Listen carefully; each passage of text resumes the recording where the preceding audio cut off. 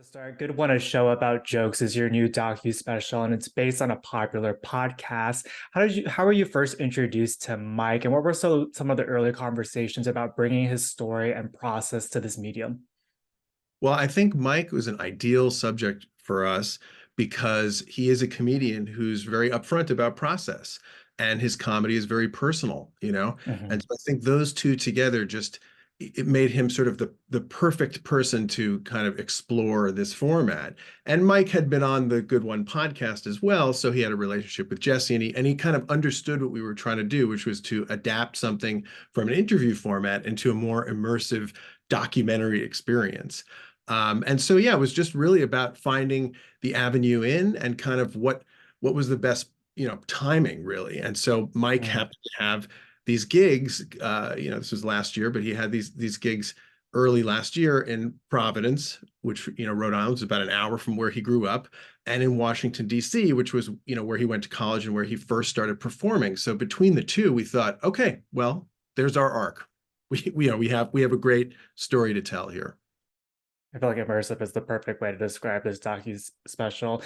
So much of what you both do as storytellers is bring truth to your craft. And Mike talks about that inflection point in his own career when he realized the power of bringing honesty to his work and how it allowed him to make connections with those in a room. For you as a filmmaker, what was that moment in your own career when you realized the power of this art form, and how has that guided you throughout?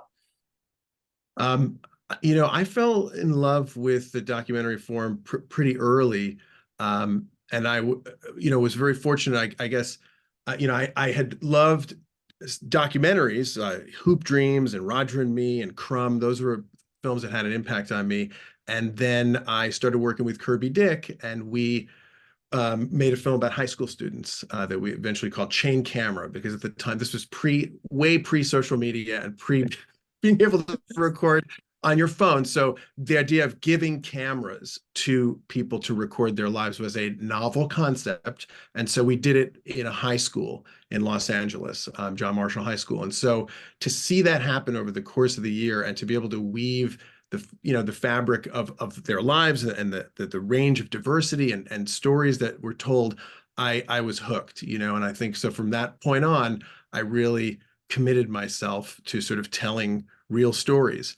And it's been so rewarding because I've been able to get to go inside worlds that I otherwise, would have no access to. And I hope to bring that to the people who are watching.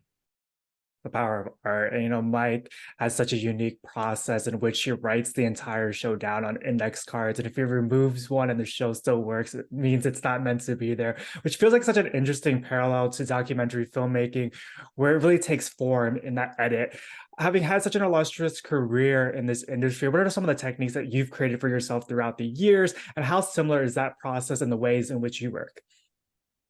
Well, it is similar, I would say, in the sense that what we, you know, what I try to do is to prepare intensely, so that when I'm in the moment, I'm present and I'm focused and I'm not worried about logistics or I'm not worried about time. I'm really listening and I'm paying attention to what I'm capturing. So I find that if I, really prep and think about all the avenues or all the things that might happen in that moment or what I might want to ask in that moment, then I'm freed up. So I think that's very similar to how comedians will prepare.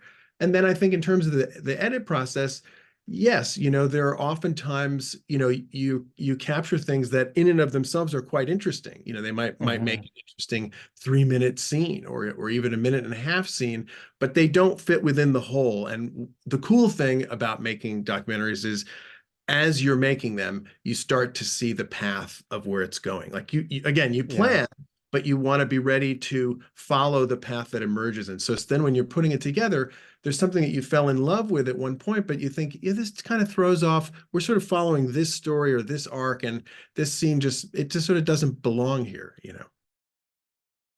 Great answer. And, like you were just saying, Mike talks about the fact that, so much of creating a new special and documentary filmmaking is how much is so unknown at the start. At what point in the process did you start to see those themes that you wanted to explore in this docu special start to form? And was there one in particular that hit home for you?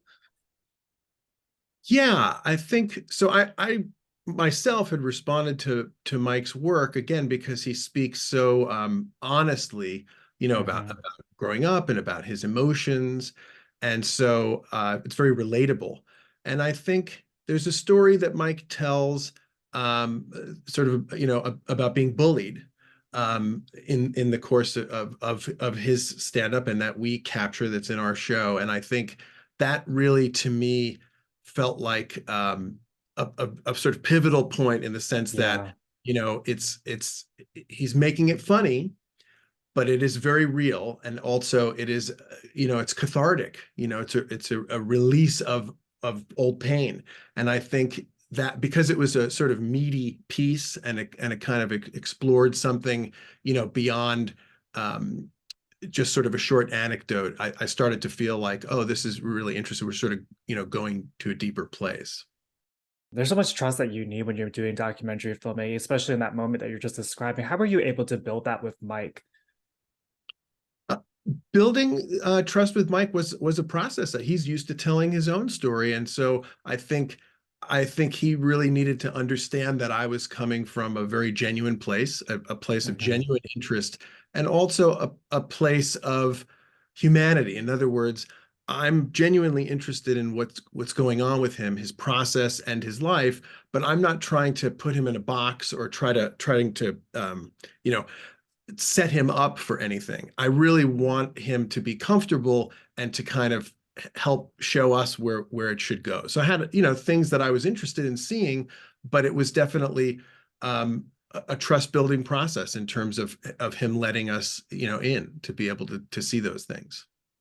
And towards the end of the special, you also have these incredible comedians talking about what they learned from Mike. What has he taught you about your own craft, and how were you able to get all those comedians on board? Well, let's see. The first part, what has he taught me? I think he has reminded me about the meticulousness of preparing, and Mm, of craft. And then I think, as far as the comedians, it just Mike is someone in comedy that other comedians look toward and respect. And so I think, we felt like we wanted his peers to be able to talk about him in a way that would be different from a journalist or from a director or something like that, because those comedians know how hard it is to do. And so they have a unique way of appreciating how well he does it.